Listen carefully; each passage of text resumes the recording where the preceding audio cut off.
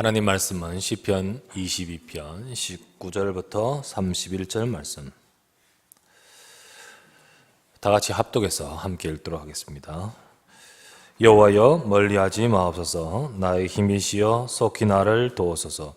내 생명을 칼에서 건지시며 내 유일한 것을 개의 세력에서 구하소서. 나를 사자의 입에서 구하소서. 주께서 내게 응답하시고 들소의 뿔에서 구원하셨나이다. 내가 주의 이름을 형제에게 선포하고 회중 가운데서 주를 찬송하리이다. 여호와를 두려워하는 너희여, 그를 찬송할지어다. 야곱의 모든 자손이여, 그에게 영광을 돌릴지어다. 너희 이스라엘 모든 자손이여, 그를 경외할지어다. 그는 곤고한 자의 곤고를 멸시하거나 싫어하지 아니하시며 그의 얼굴을 그에게 숨기지 아니하시고 그가 울부짖을 때에 들으셨도다. 큰 회중 가운데서 나의 찬송은 주께로부터 온 것이니 주를 경외하는 자 앞에서 나의 소원을 갚으리이다. 겸손한 자는 먹고 배부를 것이며 여호와를 찾는 자는 그를 찬송할 것이라. 너희 마음은 영원히 살지어다. 땅의 모든 끝이 여호와를 기억하고 돌아오며 모든 나라의 모든 족속이 주의 앞에 예배하리니 나라는 여호와의 것이요 여호와는 모든 나라의 주제심이로다. 세상의 모든 풍성한 자가 먹고 경배할 것이요 진토 속으로 내려가는 자 곧 자기 영혼을 살리지 못할 자도 다 그 앞에 절하리로다. 후손이 그를 섬길 것이요 대대의 주를 전할 것이며 와서 그의 공의를 태어날 백성에게 전하며 주께서 이를 행하셨다 할 것이로다. 아멘. 우리 좌우에 계신 분 서로 인사하십시다. 하나님이 당신과 함께 하십니다. 인사합시다. 말씀과 기도 전도 체험합시다. 오늘 구정명절 당일인데요. 우리 많은 성도님들이 또 현장으로 여러 군데 또 흩어져 있을 것입니다. 다 승리하고 또 이 시간도 오늘 저와 여러분들이 예배 자리에 왔습니다. 큰 은혜 받고 우리 가정을 두고 또 이 민족을 두고 기도가 되는 시간 되기를 바랍니다. 오늘 본문의 말씀 시편 22편 말씀을 가지고 어려움 중의 다윗의 고백이란 제목으로 우리가 말씀을 생각하고 또 나누기 원합니다. 우리가 무엇을 열심히 하거나 또는 모든 것을 또 열심히 해야겠죠. 그런데 무엇이든지 우리가 열심히 한다 할지라도 거기에 핵심을 빼고 해서는 안 되죠. 핵심이 빠져서는 열심히 한 것은 진정으로 이게 제대로 한 것이 아니라 할 수 있습니다. 우리가 많이 읽습니다. 열심히 읽어도 핵심을 빼놓고 읽는 것은 소용이 없고요. 우리가 많이 일하고 많이 말합니다. 근데 핵심을 놓치고 말하면 안 되는 거예요. 우리 신앙생활도 마찬가지입니다. 제일 중요한 핵심을 놓쳐버리고 열심히 신앙생활 한다. 사실은 아니죠. 결국은 핵심을 놓치면 다 공허할 수밖에 없습니다. 성경도 마찬가지입니다. 성경의 이 핵심을 놓쳐서는 안 돼요. 그 성경의 핵심이 뭡니까? 요한복음 20장 31절에 기록되기를 내가 이것을 기록하면 너희로 하여금 하나님의 아들 예수가 그리스도이심을 믿게 하려 함이요 또 그 이름을 힘입어 생명을 얻게 하려 함이라.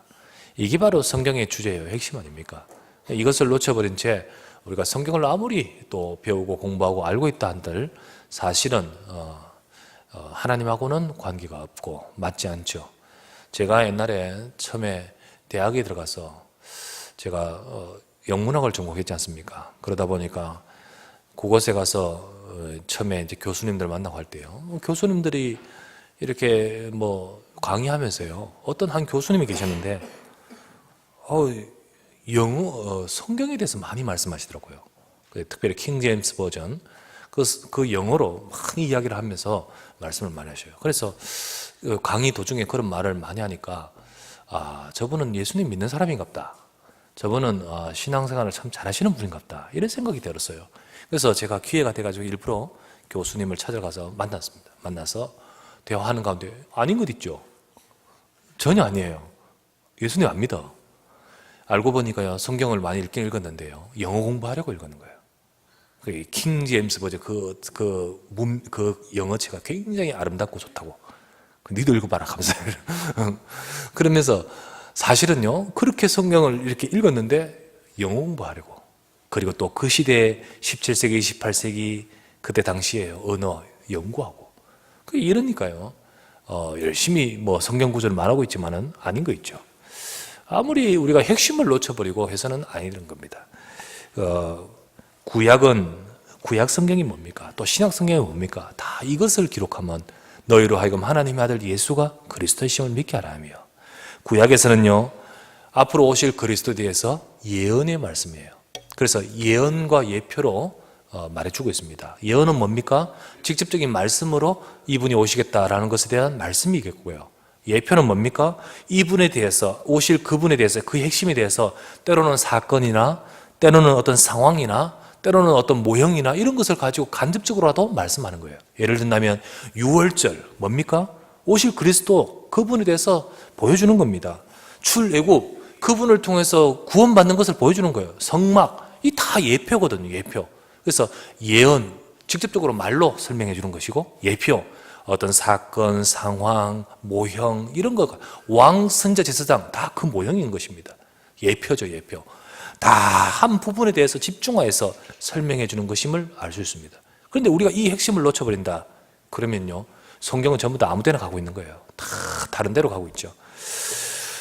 다윗도요 마찬가지입니다. 다윗 자신은 앞으로 오실 그리스도를 잘 알고 있습니다. 그래서 예수 그리스도의 약속을 딱 붙들고 있는데, 본인도 이 약속 붙들고 구원받고 축복받습니다. 그 본인도. 그러면서 동시에 하나님은 그 다윗의 인생을 통해서 이 언약을 설명해 주셨고 또 이 언약을 성취시켜 나가시는 거예요. 다윗이 다윗의 후손으로 오실 그리스도이기 때문에 다윗에게 이 언약을, 다윗의 인생을 통해 이 언약을 설명하게 하셨고, 그리고 그 언약이 바로 다윗을 통해서 또 성취되도록 만드시는 겁니다. 유대인들은 메시아에 대해서 어떤 기대감을 갖고 있냐? 메시아가 오시면 이 다윗 왕처럼 주변 나라들을 정복하고 딱 그 정복할 왕으로서 기대하고 있었습니다. 그러나 그리스도는 오히려 고난과 죽으심을 통해서 진정한 영적인 정복을 이루실 진정한 왕으로 오시는 거 알겠습니까? 다윗도 왕이지만은 그 왕은 예표예요, 예표. 앞으로 오실 진정한 왕의 예표입니다. 그러면 오실 진정한 그리스도는 어떤 분입니까? 다윗처럼 그런 정복이 아니라 영적인 정복. 세상에 아무리 유능한 왕이라도 할지라도 마귀를 정복하는 왕은 없지 않습니까? 그러나 진정으로 이 땅의 진정한 문제를 해결하실 진정한 왕으로 오시는 것입니다. 예수님이 고난 받으심으로써 이 일을 이루시는 거죠. 예수님이요 유대인들에 의해서 잡혀서 넘겨져서 빌라도 앞에 갔습니다. 빌라도는 이 예수님을 보면서요 이미 조사도 했겠죠. 빌라도가 이 예수님이 누군지를 알죠. 그리고는요 유대인들에 의해서 고소를 받아가지고요 이 유대인의 왕이라고 자칭하는 자가 이제 빌라도 앞에 왔는 겁니다. 이 빌라도는요 굉장히 이 예수님에 대해서 좀 꺼림직해요. 살려고 싶어요. 내가 이 예수님을 죽이는데 손 담고 싶지를 않아요. 더더구나 그 전날 밤에 꿈에 자기 아내가 이렇게 굉장히 그런 꿈을 꾸면서 남편에게 부탁을 했는 거예요. 제발 그 사람에게 손대지 말라고. 그런데 이 빌라도는 그런 마음이 들었지만은요 상황이 어쩔 수 없는 겁니다. 그때 예수님을 만나고 나서 빌라도가 묻습니다. 네가 진짜 유대인의 왕이냐? 예수님의 묵묵부답입니다. 아니 왜 말이 없느냐? 다른 사람 같으면 막 항변을 할 건데 말이 없느냐?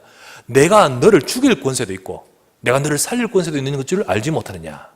그때 예수님이 말씀하십니다. 위로부터 권세를 주시지 않는다면 너는 나를 죽일 수도 없다. 내 나라는 여기에 속한 것이 아니고 하늘에 속해 있다 라고 말을 합니다. 네 말한 대로 나는 왕이다. 내 나라는 여기에 속해 있지 않고 하늘에 속해 있다 라고 하면서 고스란히 그 고난을 친히 당하고 계시죠. 여기서 말하는 진정한 왕 어디에 속해 있느냐? 진정 그 나라는 어느 나라냐? 예수님이 십자가 뭡니까? 유대인에게 잡히기 전날 밤에 딱 전날 잡힐 때 이 사람들이요 군사들을 끌고 유대인 군사를 끌고 와서 예수님을 잡을 때 이 성격 급한 베드로가 어떻게 합니까? 칼 가지고 군사의 귀를 잘라버리지 않습니까? 이 말고의 귀를 잘라버립니다. 그때 예수님의 반응은 어떠합니까? 그 귀를 조용히 들고 그 귀를 들고 붙여버려요. 그리고는 뭘 합니까? 이렇게 말합니다. 칼로 사용한 자는 칼로 망한다. 내가 베드로야 내가 12영 더 되는 천사를 보내어 이것을 막을 수 없겠느냐 라고 하죠. 12영이란 말은 12명의 천사를 말하는 것이 아니고 영은 이렇게 군대를 말하는 군대. 12군단을 천사를 보내어서 내가 이것을 막을 수 없겠느냐 라고 하시면서 고스란히 그렇게 하지 않고 고난을 당하십니다. 이 예수님의 방법은 뭡니까? 예수님의 방법은 무력으로 정복하는 왕이 아니셔요. 히브리서 2장 14절에 뭐라 되어 있습니까? 자녀들은 혈과 육에 속하였으며 그도 또한 같은 모양으로 육신 혈과 육을 지니심은 죽음을 통하여 죽음의 세력을 잡은 자 마귀를 멸하시며, 죽음을 통하여, 예수님의 방법은 뭐죠? 죽음을 통하여. 예수님의 방법은요, 친히 고난 받으심을 통하여. 유대인들은 오실 메시아에 대해서 잘못 알고 정복할 진짜 다윗 왕처럼 그런 왕을 기대했지만 그렇지 않다는 거죠. 비록 다윗의 왕위에 위에 오시는 그리스도지만은 그러나 그런 왕이 아니라 그는 예표일 뿐이지 진정한 왕으로 오신 그분은 진짜 이 땅을 정복하는 것이 아니라 세상 진정한 사탄의 권세를 정복할 왕으로 오신다는 거죠. 그 왕입니다. 오늘 시편 이 말씀은요, 유명한 말씀이에요. 왜 유명한 말씀이냐? 예수님이 바로 그 죽음을 통하여 그 죽으심의 십자가의 그 사건, 그것을 지금 다윗이 자기도 모르게 예표를 하고 예언을 하는 말씀인 거예요. 시편의 이 22편 말씀은요, 굉장히 중요한 말씀입니다. 특별히 예수님이 고난받으실 때 십자가에서 몇 말씀을 하시냐면 7말씀을 하셨습니다.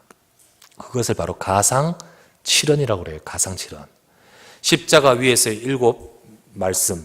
그 중에 이 말씀이 있는데요. 자, 그것이 바로 시편 22편 1절입니다. 보면 내 하나님이여 내 하나님이여 어찌하여 나를 버리셨나이까, 이 말씀이 나오죠. 자, 이 말씀이 바로 마태복음 27장 46절에 보면 제9시쯤 예수께서 크게 소리질러 이르시되 엘리 엘리 라마 사박다니 하시니, 이는 뜻이 뭐냐? 나의 하나님 어찌하여 나를 버리셨나이까. 바로 예수님이 십자가 위에서 하신 그 말씀, 바로 그 말씀이 바로 오늘 다윗의 이 말이고요. 또 더 나가서 오늘 시편 22편의 말씀은요, 예수님이 고난받으실 때 상황이 쫙 전개되고 있습니다. 6절에서 8절. 나는 벌레요 사람이 아니라 사람의 비방거리요 백성의 조롱거리이다. 나를 보는 자는 다 나를 비웃으며 입술을 비죽거리고 머리를 흔들며 말하되 그가 여호와께 어떡하니 구원하실걸? 그를 기뻐하시니 건지실걸 하나이다. 상황이 상상되지요? 예수님 고난받으시고 십자가 못 박히실 때 사람들이요 전부 비웃으면서 자기가 그리스도면 거기서 내려오라 전부 비웃으며 그렇게 했습니다. 12절에서 18절입니다. 아니죠. 그 중에 17절입니다. 17절에서 18절입니다. 12절이 아니고 17절부터 18절. 내가 내 모든 뼈를 셀 수 있나이다. 그들이 나를 주목하여 보고 내 겉옷을 나누며 속옷을 제비 뽑나이다. 예수님이 고난받고 나서 죽으시고 나서요, 그 속옷을요 군사들이 서로 찢어가면서요 기념으로 뽑아 찢어가서 몇 명이 찢어서 서로 나누었다는 장면이 마태복음에 나옵니다. 자, 이 상황이 고스란히 이렇게 나오죠.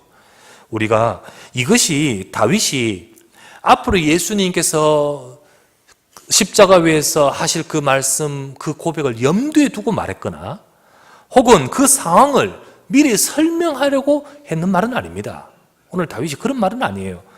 단지 다윗은 자신의 극한 고통과 어려움을 자신의 그 시로 묘사하고 하나님 앞에 부르짖는 상황인 거예요. 그런데 하나님께서는 그것을 통해서 하나님은 역사하시고 하나님의 계획을 이루시며 앞으로 이 다윗 왕이 아니라 진정한 왕, 그 왕이 어떤 일을 이루실 것인 것에 대해서 설명해 주고 계시는 내용으로 사용하시는 것입니다. 우리는 이것을 보면서 우리의 어려움을, 이 다윗의 어려움을 통하여 하나님이 역사하셨다. 다윗의 이 고난을 통해서까지도 하나님이 역사하시고 계신다. 그렇다면 역시 마찬가지입니다. 우리의 어려움을 제대로 볼 수 있어야 되고 우리에게 있는 하나님의 백성들이 갖고 있는 모든 어려움조차도 하나님께서 주관하고 계심을 아셔야 됩니다. 그러면 첫 번째 먼저 기억해야 되겠습니다. 먼저 언약의 백성이 당하는 어려움이 하나님의 주관하심 속에 있다는 사실입니다. 여러분 이걸 아셔야 돼요. 하나님의 언약의 백성이 당하는 그 어려움조차도 하나님의 주관하심 속에 있습니다. 시를 1절부터 읽어보면 다윗이 진짜 어려움 속에 있구나, 이걸 알게 됩니다. 우리가 지금 19절부터 읽었는데요. 1절부터 18절까지는 읽지 않았습니다만 그것을 읽어보면 다윗이 얼마나 진짜 어려움 속에 있다는 사실이 느껴져요. 너무 어려우니까 그 고백들이 평소의 다윗의 고백과는 느낌이 사뭇 다릅니다. 평소의 다윗의 고백은요, 믿음 아닙니까? 평소의 다윗의 고백은 뭡니까? 진짜 그 모든 것 속에서 딱 믿음으로 서 있는 고백 아닙니까? 그런데 우리가 아는 다윗, 믿음의 다윗에게 어울리지 않는 것과 같은 말들이 오늘 말씀을 하죠. 바로 아까 읽었던 1절, 2절 말씀에 내 하나님이여, 내 하나님이여, 어찌하여 나를 버리셨나이까? 2절에 뭐라 합니까? 내 하나님이여, 내가 낮에도 부르짖고 밤에도 잠잠하지 아니하오나 응답하지 아니하십니다. 하나님 내게 응답하지 않습니다. 그런 고백을, 지금 그런 말을 하지 않습니까? 11절은 뭐라 합니까? 나를 멀리하지 마옵소서. 환난이 가까우나 도울 자 없나이다. 나를 멀리하지 마십시오. 다윗의 지금 말입니다. 평소에 다윗, 우리가 알던 시편의 다른 시편의 고백하고는 많이 다릅니다. 19절은 뭐라 합니까? 여호와여 멀리하지 마옵소서. 멀리하지 마옵소서. 여러분, 사람이 많이 힘들면 약해집니다. 그리고 많이 힘들면 약해지기 때문에 그럴 수 있습니다. 우리가요, 매일 24시간 응답 이렇게 말을 하고 있고 또 말씀을 듣고 있지만은 실제로 우리가 그런 부분이 또 안 될 때도 있지요. 그러다 보면 우리가 또 매일 우리가 응답을 확인하면 좋은데 그 응답이 내가 누리지 못하고 또 더더구나 이 갖고 있는 어려움이요 크고 혹은 그것이 오래되고 그것이 빨리 응답되지 않다 보면 우리가 이렇게 생각으로 착각을 하게 됩니다. 이런 생각 갖게 될 수 있다는 거죠. 하나님이 내 기도에 응답 안 하는 것처럼 느껴지고요. 또한 뿐만 아니라 하나님이 나를 떠나신 것처럼 영적으로 외로운 상태, 홀로 버림받은 같은 상태를 이렇게 느껴지는 거예요. 느껴지는 겁니다. 실제로 육신이 피곤하면 마음이 피곤해요. 그리고 육신이 많이 힘들면 마음도 약해집니다. 그리고 그 마음이 또 어려우면 영적인 상황도 어려워지는 거예요. 영적인 상황도 영향을 받습니다. 이게 육신과 우리가 마음과 영혼은요 서로 이렇게 딱 구분 안 되는 이렇게 연결이 되어 있습니다. 이렇게 서로 영향을 이렇게 받게 된다는 거예요. 반대도 마찬가지예요. 그 반대도 영적인 그 상태도 마음과 육신에게도 영향이 갑니다. 내가 영적인 은혜를 얻지 못한 상태에서 육신적인 어려움이 계속해서 크게 느껴지고 그게 계속해서 이렇게 크게 이렇게 와닿는다. 그러면 그 마음의 상태, 영적인 상태에 계속해서 어려워지게 되는 겁니다. 반대로 비록 어렵지만은 내가 영적인 데 은혜가 계속해서 더 풍성히 받는다. 그러면 그것이 마음에 힘을 주고 육신의 삶까지도 새롭게 소생시키는 힘이 나타나는 겁니다. 그래서 요한 3서 1장 2절 말씀에 뭐라 됩니까? 사랑하는 자여, 네 영혼이 잘된 같이 네가 범사에 잘되고 강건하기를 구하노라. 우리 영혼이 어떤 상태인가가 중요하죠. 그래서 정말 우리가요, 육신의 문제 속에 확 우리가 주도권이 있느냐, 아니면 우리가 영적인데 또 은혜를 받는데 거기에 주도권이 있느냐, 이게 따라서요, 이쪽으로 영향을 미치냐, 저쪽으로 영향을 미치냐, 이게 다른다는 거예요. 우리 성도들이 오래되고 힘든 어려움을 갖고 있기도 합니다. 그러나 그때 은혜를 받아야 되는데 은혜 받지 못하고 이 어려움 속에 가지고 있다. 건강 문제, 정신 문제, 또한 경제적인 위기, 특별히 자녀와 가정의 문제를 가지고 어려움을 갖고 있기도 합니다. 그런데 그 문제들을 가만히 보면 금방 해결될 문제들이 아닐 경우도 많습니다. 그러다 보니까 그 순간에 우리가 영적으로 은혜를 다 받고 힘을 얻고 있으면 괜찮은데 이게 더 크게 보이고요. 이 문제가 더 크게 보입니다. 그러다 보면 오늘 다윗과 같은 마음이 들 수 있다는 거예요. 이 다윗처럼요. 이 다윗과 같은 마음, 고백이 나올 수 있다는 겁니다. 그러나 이 다윗의 이 고백과 그 상태를 하나님께서 전혀 모르고 계십니까? 하나님께서 그 모든 것과 전혀 관계가 없고 관여하지 않고 계십니까? 아니지요. 이 다윗의 절망조차도, 이 다윗의 어려움조차도 하나님은 그리스도의 언약을 설명하시는 데 쓰고 계시는 사실입니다. 바로 예수 그리스도의 언약을 설명하고 예수 그리스도께서 이루실 그 일을 설명하는데 하나님은 이 고난조차도, 이 낮아진 자조도 쓰고 계신다는 거예요. 여러분, 그렇다면 무엇입니까? 그렇다면 다윗의 이 어려운 상황조차도 하나님이 주관하고 계신다는 건 아니겠습니까? 맞지요? 다윗의 이 어려운 상황조차도 하나님 주관하고 계신다. 정말로 하나님 왜 나를 떠나 계십니까? 하나님 왜 내 기도에 응답하지 않고 계십니까? 하나님 어찌하여 잠잠하고 계십니까? 어찌하여 나를 버리셨습니까? 낮에도 부르짖고 밤에도 부르짖는데 왜 응답 안 하고 계십니까? 라고 말하는, 어떻게 보면 불신앙하는 것 같고, 어떻게 보면 정말 영적으로 참 이렇게 약해진 것 같은 그 상황에도 우리의 착각일 뿐이죠. 여러분, 우리 착각일 뿐입니다. 하나님은 그것조차도 주관하고 계신다는 사실을 아셔야 됩니다. 여러분, 그렇다면요, 마찬가지입니다. 우리의 어려움, 우리의 고통, 우리의 연약함, 그 속에도 하나님의 계획이 있습니다. 그리고 그것조차도 하나님의 주관하심이 있고 인도하심이 있다는 사실을 아셔야 됩니다. 이것을 깨달아야 돼요. 우리가 많은 사람들이요, 내가 가지고 있는 어려운 문제 속에서요, 내 혼자 버려진 것처럼 느껴요. 그리고 하나님이 내 기도를 응답하지 않는 것처럼 느껴요. 그리고는 혼자서 힘들어하고 혼자서 그러다 보니까 이게 더 가중이 되어서 점점 더 어려워지는 거예요. 아셔야 됩니다. 그것조차도 하나님이 주관하고 계신다. 거기도 하나님이 함께하고 가신다. 내가 사망의 음침한 골짜기, 거기에서도 주께서 나와 함께 하신다. 이 사실을 아는 순간부터 우리는 응답받을 줄 믿습니다. 그 사실을 아는 순간부터 하나님의 역사와 응답을 누리게 되어 있는 거예요. 그래서 우리는 아셔야 됩니다. 그 어려움은요, 각가지 있을 수 있고요, 상황은 다 많을 수 있습니다. 그러나 우리가 늘 기억하고 응답받아야 될 저와 여러분들은요, 늘 기억해야 될 것은 그렇습니다. 그것조차도 하나님이 주관하고 계시고 그 속에서도 하나님의 계획과 뜻을 이루어가고 계십니다. 여러분의 가정의 어려움, 내 상황, 하나님 모르시는 것이 아니에요. 그리고 그 모든 것도 하나님의 인도하심이 있습니다. 그리고 그것조차 하나님의 계획이 있다는 사실을 기억하시고, 우리가 여러분과 제가요, 정말로 하나님 앞에 응답받는 우리 모두가 되시기를 바랍니다. 그래서 두 번째 생각할 것은, 어떻게 내가 이 어려움에서 승리할 것인가? 이 어려움에서 승리할 비밀이 무엇일까요? 우리가 오늘 본문을 살피면서 딱 세 가지만 보시면 되겠습니다. 오늘 본문을 보면서 이 어려움, 자신의 어려움에서 그 속에서 그냥 빠져있지 말고 그 어려움을 이기고 더 나아가서 우리가 그 속에서 응답받을 수 있기 위해서 어떻게 해야 될 것인가? 세 가지입니다. 이 세 가지를 기억하면서 자신의 모든 어려움에서 승리하는 모든 우리 다윗처럼 응답받는 우리 모두가 되기를 바랍니다. 그 첫 번째가 뭐냐? 첫 번째, 예수 그리스도께서 내 모든 고난을 대신하셨고 해결하셨다는 언약을 붙들어야 됩니다. 여러분, 예수 그리스도께서는 지금 내가 갖고 있는 고난, 고통, 이 모든 것조차도 다 해결하셨고 대신하셨고 해결하셨습니다. 예수님이 고난받으시는 모습이 아까 말씀했지 않습니까? 마태복음 27장 46절, 엘리 엘리 라마 사박다니, 하나님 하나님 어찌하여 나를 버리셨나이까? 이 고백을 예수님이 십자가 위에서 하셨습니다. 저는 옛날에 이 마태복음 27장을 읽으면서요, 참 의아했습니다. 예수님 친히 고난받으시기 위해서 그곳까지 가셨고, 그리고는요, 이 잔을 내게서 돌리옵소서, 그러나 주님의 뜻대로 되기를 원합니다 라고 하시면서 고난의 잔을 받으셔서 십자가에 못 박히셨습니다. 그런데 그 못 박히신 예수님이 하시는 말씀이, 하나님 하나님 어찌하여 나를 버리셨습니까? 아니, 예수님이 지금 후회하고 계시는가? 예수님이 지금 후회하시면서 왜 나를 버리셨습니까? 라고 막 절망 가운데 외치시는 모습이라고 이렇게 그렇게 느껴지기 때문이죠. 저는 참 의아했었습니다. 나중에 하나님 말씀을 더 깊이 알고 또 우리가 많이 이렇게 보면서 알게 되었습니다. 아, 그게 아니구나.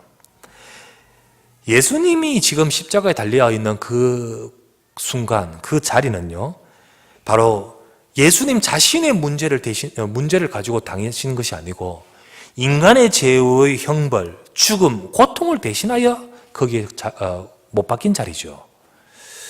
우리 처음 인간은 하나님과 함께 했습니다. 하나님과 함께 했어요.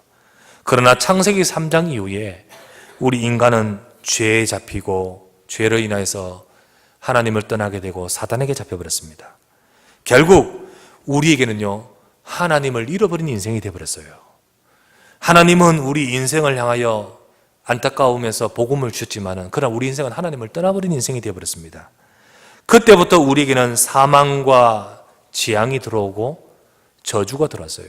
아시다시피 불신자 6가지 상태, 영적인 문제, 정신적인 문제, 그리고 육신과 삶의 고통과 더 나아가서 내세, 나중에 지옥 갈 수밖에 없고 후대까지, 고스란히 후대까지 이 영적인 저주가 이어집니다. 그 모든 것들 속에서 우리가 멸망하는 인생, 근데 그것을 해결하기 위해서 예수님이 그 멸망의 자리에 갖는 거죠. 멸망의 모든 것들을 당하시는 거예요. 예수님이 지금 우리의 문제를 대신 당하고 계시는 자리가 바로 십자가입니다. 그때 그 예수님은 성경 갈라디아서 3장 13절에 뭐라 되어 있는지 아십니까? 저주받은 상태입니다. 저주의 상태. 갈라디아 3장 13절에 뭐라 되어 있습니까? 그리스도께서 우리를 위하여 저주를 받은 바 되사 율법의 저주에서 우리를 속량하셨으니 기록된 바 나무에 달린 자마다 저주 아래 있는 자라 하셨음이니라. 사실은 우리가 저주 아래 있는데 그 저주 아래서 나를 건지시고자 예수님이 바로 십자가에서 저주를 받은 상태인 것입니다. 바로 그때의 그 고백, 하나님이여 하나님이여 어찌하여 나를 버리셨나이까? 이 고백은요, 예수님 지금 후회하는 고백이 아니라 바로 인간이 처해 있는 상태의 고백인 것입니다. 인간이 바로 멸망받아서 저주 아래 있는 상태에서 인간 실존의 외침, 하나님 앞에 죄로 인해서 멸망받아서 지옥까지 갈 수밖에 없는 멸망 상태에 있는 그 인간을 대신하기 위한 자리에서 인간의 그 고통과 저주 아래 있는 인생의 모습을 대신 당하시는 그 외침인 것입니다. 그래서 예수님의 외침은 후회하는 외침이 아니라 나의 모든 문제를 대신하는 외침이라는 사실을 알게 되는 거예요. 그렇구나. 예수님은 바로 나의 모든 문제를 대신 당하셨구나. 내가 받을 그 저주의 자리에서 예수님이 대신 당하셨구나. 여러분과 저의 모든 문제를 주님이 대신 짊어진 줄 믿습니다. 이거를 기억해야 돼요. 여러분, 이 사실을 기억해야 됩니다. 다윗의 극심한 어려움과 고난 속에서 울부짖음의 이 소리를 예수님이 십자가에서 인용하셨습니다. 무슨 말씀입니까? 우리의 모든 고난을 십자가에 달리신 예수님이 친히 담당하셨다는 거예요. 예수님이 창세기 3장의 문제뿐만 아니라 우리 다윗이 지금 막 힘드는 가운데서 부르짖고 있는 그 소리 있지 않습니까? 지금 여러분들이 가지고 있는 극심한 고난, 어려움, 혹은 건강, 혹은 가정, 하나님 모르십니까? 라고 말하는 여러 가지 나의 그 모든 것들, 그것을 주님이 인용하면서 주님이 십자가에서 외치고 계십니다. 그 말은 뭡니까? 내 이 고난조차도 주님이 다 짊어지고 계신다는 사실. 여러분, 우리의 모든 것을 친히 담당하셨다는 사실, 그리고 그곳에서 나를 건져주시다는 사실을 기억하셔야 됩니다. 여러분, 우리가 우리의 문제를 해결하고 이길 수 있는 비밀은 바로 이겁니다. 여러분, 가장 먼저 내 모든 고난을 주님이 당하셨다. 그리고 그곳에서 나를 건지시고 해결하셨다는 사실, 이 언약을 굳게 붙드시는 여러분과 제가 되기를 바랍니다. 예수님이 그리스도다. 예수님이 내 모든 문제를 대신 짊어지시고 당하셨구나. 그래야만 이 언약에서 승리할 수 있습니다. 그래야만 우리가 이 언약 잡고 내 모든 문제에서 이길 수 있습니다. 어려운 분 계시지 않습니까? 여러분, 이 문제하고 그리스도하고 뭔 관계 있냐? 라고 생각할 문제들이 있습니다. 그죠? 하지만 그것조차도 그리스도께서 해결하심을 기억하시기 바랍니다. 그래서 그 속에서 그 언약을 잡고 기도하셔요. 그 속에서 그것을 붙드셔야 됩니다. 두 번째입니다. 우리가 어떻게 내 자신의 어려움에서 승리할 수 있을까요? 두 번째, 하나님의 도우심을 구하는 기도가 있어야 됩니다. 그것이 바로 19절부터 21절 이 다윗의 고백입니다. 다윗이요, 고백하고 나서 어떡합니까? 19절에서 21절, 여호와여 멀리하지 마옵소서. 나의 하나님이여 나의 힘이여 속히 나를 도우소서. 내 생명을 칼에서 건지시며 내 유일한 것을 기의 세력에서 구하소서. 나를 사자의 입에서 구하소서. 주께서 내게 응답하시고 들소의 뿔에서 구원하셨나이다. 다윗의 기도죠. 기도입니다. 다윗은 극한 어려움 속에서 시편 22편 1절 2절과 같은 신음소리도 냈기도 냈지만은 그러나 그것이 그냥 불신앙만으로 그치지 않았습니다. 다윗은 하나님이 분명히 내 기도를 들고 계시고 역사하시고 계심을 믿고 있습니다. 그래서 빨리 응답 안 하심에도 뜻이 있을 것입니다. 빨리 이루지 않는 것 속에서도 하나님의 뜻이 있는 거예요. 그래서 다윗은 낙심하지 않습니다. 그리고 계속해서 기도 속으로 들어가고 있는 거예요. 계속. 우리에게 있는 어려움은 우리가 기도하라는 하나님의 사인입니다. 여러분, 내게 있는 그 어려움, 하나님 그걸 통해서 우리 기도를 받기를 원하셔요. 그래서 내가 기도하게끔 하나님은요 정말 저와 여러분들이 하나님을 바라보기를 원하고 계십니다. 그래서 나로 하여금 기도하기를 원하시는 거예요. 그래서 지금도 하나님이 그것 해결하지 못하실 분이 아니고 또 그 속에서 하나님의 중요하고 뜻하신 계획이 있는 분 아닙니까? 하나님은 우리가 소망을 갖고 계속 기도하기를 원하고 계십니다. 그것이 주의 뜻이에요. 누가복음 18장 1절에서 8절 뭐죠? 예수님께서 한 비유를 드셨습니다. 그 비유의 목적이 뭡니까? 누가복음 18장 1절에 예수께서 그들에게 항상 기도하고 낙심하지 말아야 될 것을 설명하시기 위해서 비유로 말씀하여 이르시되, 우리가 제자들이 항상 기도하고 낙심하지 말아야 될 그 부분을 설명하기 위해서 비유를 드셨다 했습니다. 그 비유의 내용이 뭡니까? 한 도시에 재판관이 있었다. 그 재판관은 불의했는데 하나님을 공경하지도 않고 사람을 무시하는 재판관이 있었다. 이 재판관이 그러다 보니까 나쁜 재판의 결과를 계속해서 불의하게 재판을 행할 것인데, 근데 그 도시에 한 여자가 있는데 이 여자가 자신의 그 원통함을 풀어달라고 재판관에게 가서 끊임없이 요청을 한다. 그런데 이 재판관은 풀어주지 않다가 생각하기를, 이 여자가 늘 와서 그렇게 말하니까 속으로 생각하기를, 내가 불의하여 하나님을 공경하지 않고 내가 사람을 무시하나 내가 이 여자의 원한을 풀어줘야 될 것이다. 왜냐하면 계속해서 나를 찾아와 나를 번거롭게 하니 풀어주지 않으면 내가 나를 계속 괴롭힐 것이다. 그래서 그 여자의 원통함을 풀어주었다라고 하지 않느냐. 그러면서 7절에서 8절에 말합니다. 이 불의한 재판관의 비유를 들으라. 하물며 하나님께서 그 밤낮 부르짖는 택하신 자들의 원한을 풀어주지 아니하시겠느냐. 그들에게 오래 참으시겠느냐. 내가 너에게 이르노니 속히 그 원한을 풀어주시리라. 그러나 인자가 올 때에 세상에서 이러한 믿음을 보겠느냐. 하나님이 보고 싶으신 것이 바로 이런 믿음이에요.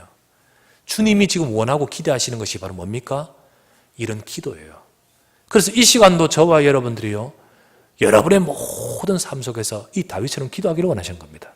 때로는 내가 약해지기도 하고요, 때로는 우리가 실망하여 답답하기도 하겠지만은, 그러나 그 속에서도 여러분과 제가요, 예수님이 그리스도로서 모든 문제 해결하셨다, 이 언약을 잡고 기도하는 종들 되기를 바랍니다.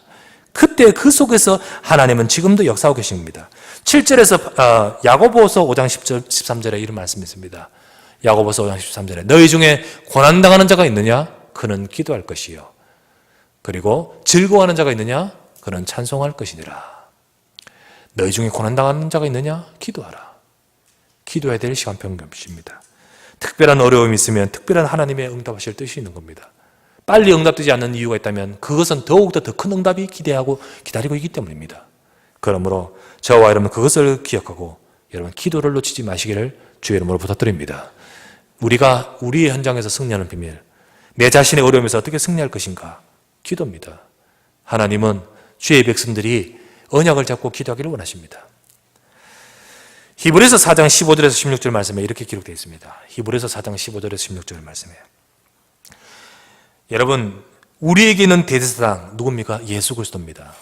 그분은 우리의 연약함을 동정하지 못하실 리가 아니에요. 모든 일에 우리와 똑같이 시험을 받으시니로되 죄는 없으시니라. 예, 우리를 위해 대신 당하셨습니다. 맞지요? 대신 당하셨습니다. 16절에 뭡니까? 그러므로 우리가 긍휼하심을 받고 때를 따라 돕는 은혜를 얻기 위하여 은혜의 보좌 앞에 담대히 나갈 것이니라. 주님이 대신 당하셨기 때문에 뭐 하라고요? 기도하라는 거예요. 주님 앞에 나가라는 거예요. 이것이 바로 다윗이 누렸던 것이고 우리가 회복해야 될 것이에요. 자, 그렇다면 세 번째, 우리가 어떻게 어려움에서 승리할 수 있을 것일까요? 세 번째입니다. 증인으로서의 사명을 깨달아야 됩니다. 증인으로서의 사명. 내게 있는 이 어려움도요, 결국은 증인되라는 뜻이 있는 것입니다. 그것을 깨달아야 돼요. 다윗이 자신의 어려움 속에서 기도하면서 깨달은 것이 있습니다. 그리고 붙든 것이 있습니다. 아, 하나님은 내 기도를 들으실 것이다. 내가 이 어려움을 통하여 하나님의 중요한 응답을 체험하겠구나. 그러면 왜 하나님이 왜 내게 이런 문제와 응답을 체험하게 하시는 것인가? 내 자신의 이 문제 속에서 응답받고 절망하는 자들에게, 정말 자신의 문제 속에서 하나님의 이 응답을 모르고 절망하는 자들에게 내가 증인이 되어야 되겠구나. 이게 바로 다윗의 결심이며 뜻인 것입니다. 그게 바로 그 이후에 쭉 나오지 않습니까? 우리가 오늘 읽었던 본문이 바로 그 내용인 것입니다. 22편 22절 23절 뭡니까? 이래 나오죠. 같이 읽겠습니다. 시작. 내가 주의 이름을 형제에게 선포하고 회중 가운데서 주를 찬송하리이다. 여호와를 두려워하는 너희여 그를 찬송할지어다. 야곱의 모든 자손이여 그에게 영광을 돌릴지어다. 너희 이스라엘 모든 자손이여 그를 경외할지어다. 27절에서 31절 보실까요? 같이 읽겠습니다. 땅의 모든 끝이 여호와를 기억하고 돌아오며 모든 나라의 모든 족속이 주의 앞에 예배하리니 나라는 여호와의 것이요 여호와는 모든 나라의 주제이심이로다. 세상의 모든 풍성한 자가 먹고 경배할 것이요 진토 속으로 내려가는 자 곧 자기 영혼을 살리지 못할 자도 다 그 앞에 절하리로다. 후손이 그를 섬길 것이요 대대의 주를 전할 것이며 와서 그의 공예를 태어날 백성에게 전함이요 주께서 이를 행하셨다 할 것이미로다. 하나님이 행하셨던 이 역사를 전할 것이다. 어디까지? 만백성에게 그리고 앞으로 태어날 자들에게 전할 것이다 라고 말하고 있지 않습니까? 다윗은 깨닫습니다. 내가 이 부분을 전하는 자가 되겠구나. 내가 이 부분을 통하여서 하나님이 내게 응답하시는 이 역사를 전하는 자가 되겠구나. 바로 그 증인이라는 중요한 단어를 붙들지 않습니까? 이것이 바로 중요한 거예요. 이것이 그럴 때 우리가 지금 당하고 있는 이 모든 어려움의 과정도 결국은 어려움이 아니고 하나님의 응답입니다. 그것을 깨닫게 되는 거예요. 제 친구 목사가 있습니다. 이 친구 목사가요, 여러분도 아시는 분이 계시지만요, 갑작스럽게 어느 날 소식이 왔습니다. 사지를 헤맨다고요. 사경을 헤맨다고요. 사경을 헤맨다. 아니 죽음의 문턱에 갔는 거예요. 어떻게 됐냐? 갑작스럽게 문제가 왔는데 세상 의학으로도 고칠 수 없는. 그래서 서울대 병원에 들어갔어요. 그 병원에서도 이 환자 몇몇은 해보긴 해봤는데 다 죽는 거 있죠. 그래가지고 뭐 방법이 있습니까? 그 방법, 지금까지 했는 방법 쓰는데 그게 더 치명적으로 영향을 끼치는 거예요. 폐가 터져버리는 거예요. 그래 그 상황 속에서 이제 죽을 수밖에 없는 상황이 딱 있는데 이제 먼저 죽기 직전까지 갔죠. 그 상황을 듣고 우리도 기도도 하고요. 안타까워서 그렇게 하고 있는데 놀라운 것은 그 과정을 통하여 이 친구에게 갑작스럽게 왔는 특별한 어려움이었습니다. 그런데 놀라운 것은 하나님의 계획이 있어요. 하나님은 그 친구를 하나님께서 또 인도하시는 바가 있는 거 있죠. 그래서 절대 해결 안 되고 서울대병원에서도요 그냥 내보냈는 거예요. 사실 서울대병원에서도 그렇게 해서는 안 되는 이제 자신의 그 또 실수인데 뭐 방법이 없으니까 최선을 다했는데 이 문제가 더 생겼는 거죠. 우리가 어쩔 수 없습니다. 이제 도저히 할 수 없습니다. 병원에서 내보내는 거 있죠. 이제 죽기만 기다리고 있는데 그때 하나님께서는 이 친구에게 이제 역사하시는 겁니다. 그 이제 하나님이 그 이후에 조용히 회복되게 하시고 그 지금도 회복돼 가는 과정 속에 있습니다. 그러니까 이 친구에게는요, 이 목사에게는 그 부분에서만큼은 특별한 은혜가 있는 겁니다.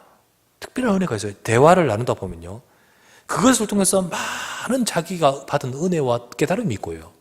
또 그것을 통해서 그 부분을 가지고 사람들에게 말하면요, 이게 실질적인 것이 되는 거예요. 그리고 많은 사람들에게 은혜를 끼치는 겁니다. 실제로 그 부분은요, 그 부분만큼은 제가 가질 수 없는 부분이에요. 저는 흉내 낼 수 없는 부분이에요. 왜? 그거는 경험하고 체험하고 있는 그 친구만에게 하나님 주신 특별한 은혜인 거예요. 그래서 때로는 그 부분만큼은 부러운 거예요. 저도 부러운 거예요. 그 과정은 부럽진 않고 거기서 받은 혜택은 부러운 거예요. 그런데 그거는요 뭐 말할 수 없는 그런 거 있죠. 우리가 어떤 사람의 감정을 듣습니다. 딱 그러면 그 어려운 과정을 쫙 통해서 하나님의 역사를 딱 체험했어요. 그게 그 사람에게 주신 하나님의 은혜인데 이게 사람들에게 특별한 메시지가 된 겁니다. 그래서요, 참 그걸 딱 보면 저 과정조차도 하나님은 저 사람의 응답이었구나. 그래서 때로는요, 이게 철딱서리 없는 말이겠지만요, 그 과정 자체, 그 고난조차도 사실은 어떻게 보면 굉장히 부러운 거 있죠. 그래 되면 안 되겠지만은 그게 바로 하나님의 특별한 은혜예요. 그렇다면 그 상황 속에 있을 때는 그걸 몰랐을 거예요. 그리고 또 어려움 속에서요, 힘드는 가운데서요, 만약에 그것도 응답이고 그것도 축복이고 그것도 굉장히 좋은 것이다 라고 말하면요, 섭섭한 말이 되겠죠. 그런데요, 지나고 나서 보니까 그것은 굉장히 큰 축복의 자리였다는 사실이에요. 인생의 특별한 문제를 통해서 하나님이 하시고자 하는 뜻이 있습니다. 그게 뭡니까? 정인이에요. 정인입니다. 그 어려운 순간은 당장은 몰랐겠지만은 그것을 통해서 자신뿐만 아니라 많은 사람들에게 역사하시고자 하시는 겁니다. 그런 뜻이 있는 것을 보게 됩니다. 딱 그게 이제 깨달아지고, 물론 나중에 가서 봤고, 혹은 삼자가 볼 때 그렇게 보이겠지만은, 그게 보이니까, 아, 그 어려운 과정도 실제적으로는 응답이었구나. 이런 게 느껴지죠. 실제적으로 그렇습니다. 저도 마찬가지예요. 제가 때로는 지금까지 오게 되는 가운데서요, 진짜 어려운 부분, 진짜 어려운 시절, 또는 이제 교육자 생활하면서 또 어려웠던 시간표, 어찌 어디로 가야 될지 몰라서 방황하면서 막 절망적으로 하나님 앞에 기도했던 그 시간표 있었어요. 그게 아니라 오랫도록 한 2, 3년 계속 기도하면서요, 하나님 앞에 부르짖은 적이 있었습니다.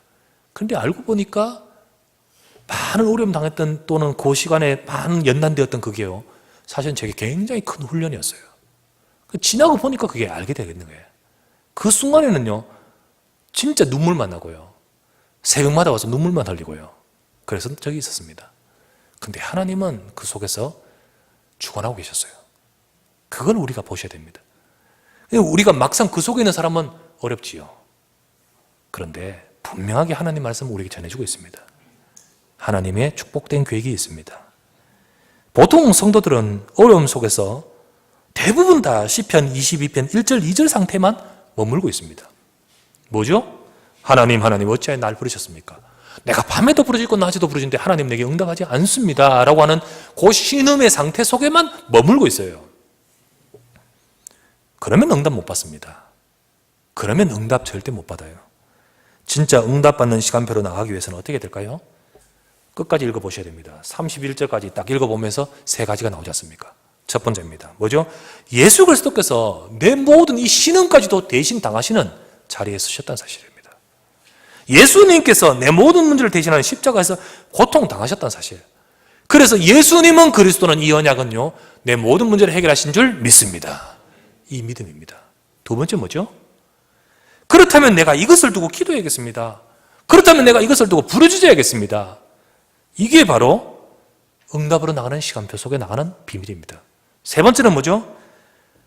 그리고는 나와 우리 가정, 내 문제, 이걸 통해서 하나님, 내가 예수가 그리스도이심을 증거하게 하옵소서. 내가 이거 가지고 있는 이 모든 것을 통해서 그리스도를 만방에 전하는 데 쓰임받게 하여 주시옵소서. 그런 비밀을 가진 자에게 응답으로 나가게 되는 것입니다. 오늘 많은 사람들은 시편 22편 1절 2절에 머뭅니다. 그래서 상담을 하거나 또는 어려움 속에 있는 사람들 다 보면요, 1절 2절에 머물러요. 목사님 어떻게 하면 좋겠습니까? 그러면서요, 빨리 응답 안 되고 답답하고, 그러다가 보니까 낙심하고, 그런 상태에 머물고 있어요. 그래서요, 하는 말이 이거죠. 예수님이 모든 문제 해결하셨습니다. 기도하시기 바랍니다. 그러면서 조금 느껴야 되는 것은요, 본인이 이거는 제가 말해줘도 이거는 안 와닿죠. 그러나 본인이 그렇습니다. 여기에 하나님의 계획이 있어서 내가 이것을 가지고 정인되겠습니다 라고 붙드는 순간 그 속에 하나님의 충분한 계획이 이루어질 줄 믿습니다. 이것이 바로 다윗이 고난 중에서 나온 고백인 거예요. 오늘도 저와 여러분들이 이 고백을 하시길 바랍니다. 그래서 진정으로 응답받는 우리 성도들 되셔야 되겠습니다. 특별히 우리 구정당일 아닙니까? 구정에는요, 이런 명절 기간에 우리나라는 특별히 이 구정 기간에 통해서 참 이렇게 흑암의 역사를 많이 하죠. 그러다 보니까 평소에 없던 문제들이 많이 불거져요. 특별히 가정적인 문제가 많이 불거져 버려요. 문제 있었지만은 덮어져 있다가 딱 요때 딱 불거져 버립니다. 많이 힘들겠죠. 그러면서 또 문제를 확인하고 계시겠죠. 그러나 다시 한번 이 언약을 잡기를 바랍니다. 그래서 주여, 예수님이 그리스도이십니다. 내가 이것 붙들고 기도하겠습니다. 하나님, 이 일에 정인되는 내 가정 되도록 축복하여 주시옵소서. 응답하는 우리 모두가 되시기를 주의 이름으로 축원합니다. 하나님, 감사를 드립니다. 어려움 중에, 극심한 상황 중에서 이 다윗의 고백은 참으로 하나님, 우리에게 또 비밀, 힘이 되고 위로가 됩니다. 오늘도 다윗이 절망 속에서 고백했지만 그러나 응답으로 나갔던 것처럼 우리 사랑하는 성도들 가운데서 많은 문제와 어려움 속에서 저들을 이끄시고 인도하시는 하나님을 볼 수 있도록 축복하여 주시옵소서. 그리하여 자신의 문제를 넘어서고 이기고 더 크고 놀라운 응답으로 반드시 나갈 수 있도록 인도해 주시길 바랍니다. 오늘도 이 시간에 주의 말씀을 잡고 주 앞에 예배하는 종들 위해 함께 해주시길 바라며, 또한 아버지 하나님, 모든 곳에 흩어져 있는 우리 사랑하는 성도들 현장에서 자신의 모든 삶에 승리할 수 있는 은혜를 다하여 주시옵소서. 감사드리고 예수 그리스도 이름으로 간절히 기도드립니다. 아멘.